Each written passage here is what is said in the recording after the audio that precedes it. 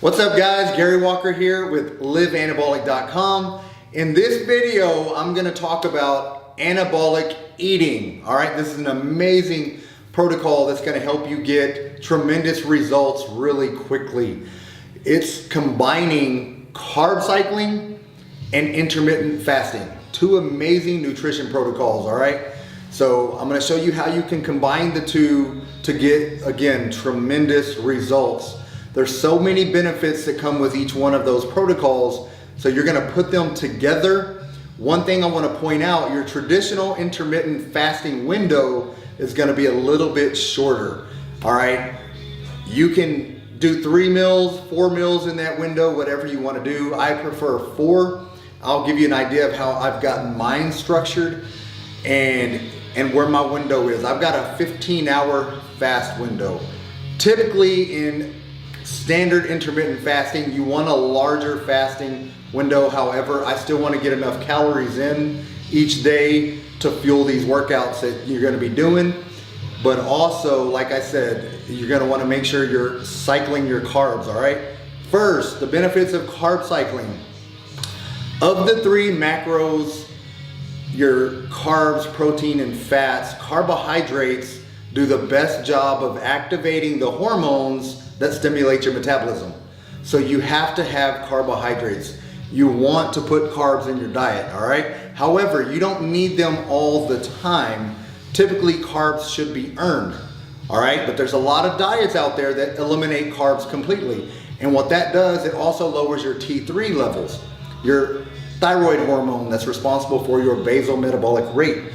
That's the last thing you want to do, okay? So you want to make sure you're getting your carbs in, but you want to do them strategically, all right? So there's going to be a high carb day in there, a couple moderate carb days. Typically what I do is 4 zero carb days. I'll do 2 moderate carb days where I consume carbs pre and post workout. And then I'll do a carb refeed day to where I double up on my carbs throughout the day. You can have carbs with each meal throughout that day, okay? And intermittent fasting benefits. There's a lot of similarities between the benefits with metabolism boosting. However, the intermittent fasting, you're also going to elevate testosterone levels and growth hormone levels. So you get a lot of benefits from just doing the intermittent fasting. So that's also going to help boost your, again, you're boosting your hormone profile, your metabolism. You're going to get those benefits along with all the others I mentioned with the carb cycling. So typically, let's outline this for you guys. My window that I do is a 15-hour window.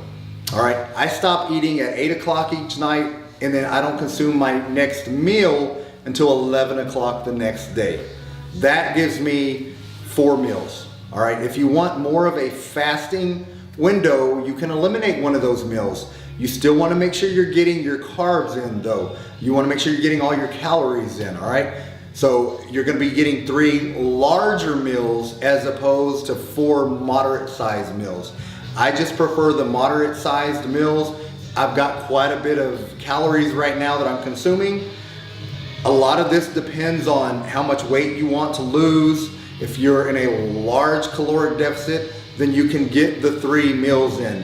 However, I'm not in a very large deficit right now. So a lot of this has several variables to it, just depending on what your goals are and where you are currently at in your fitness journey, all right?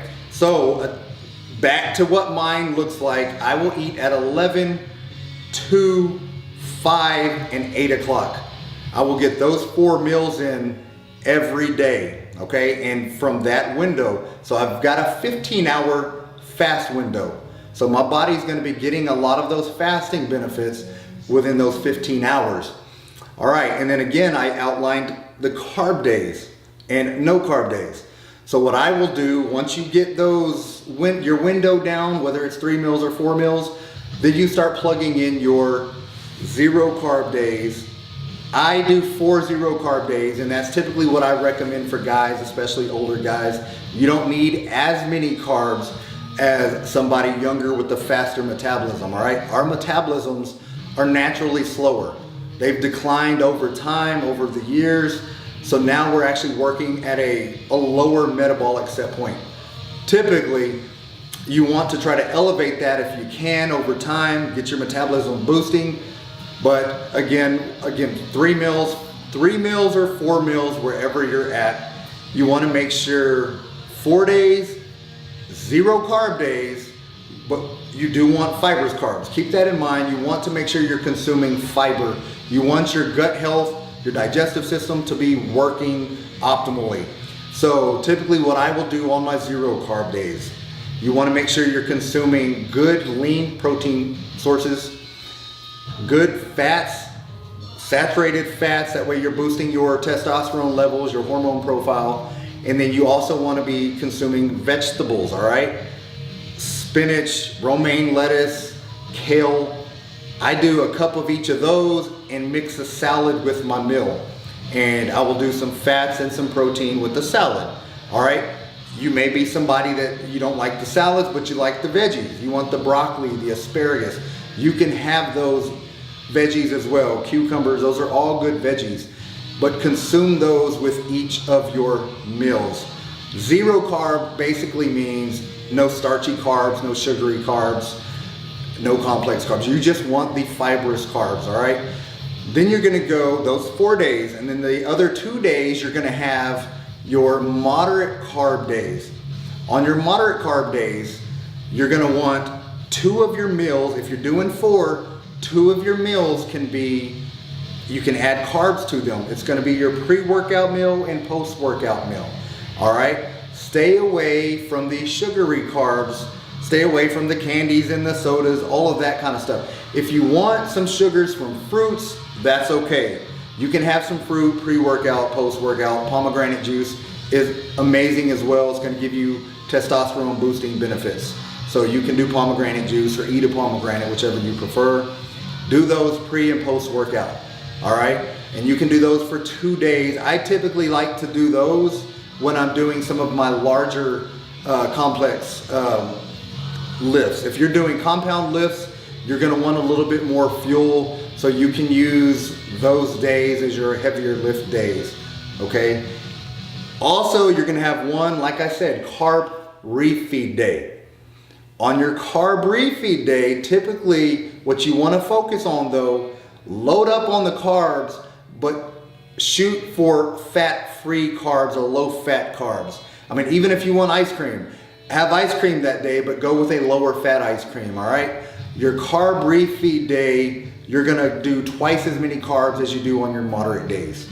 So you can do rice, potatoes, pasta, you can do low-fat cookies, whatever you want to consume on that day, go ahead and do that. That's gonna help boost your T3 levels. It's also gonna help lower leptin levels, your starving hormones, so you're not gonna feel hungry all the time. So that's gonna help you throughout the week. So that's typically how I have mine structured. This is a lot of information, but again, we're all different. Some people need more carbs than others. I've got some people that I've done 5 no carb days, all right? 1 moderate and then 1 carb refeed. So it depends on where you are currently at and what your goals are. If your goals are to just build muscle, you can do this as well. Just make sure you're in a caloric surplus, and you can still carb cycle and get your intermittent fasting in together. But again, we all have different goals. Whatever yours are, make sure they're structured. This routine is structured to what your goals are. If you're wanting to lose weight, lean up, rip up, then make sure you're in a caloric deficit. So that's gonna be huge.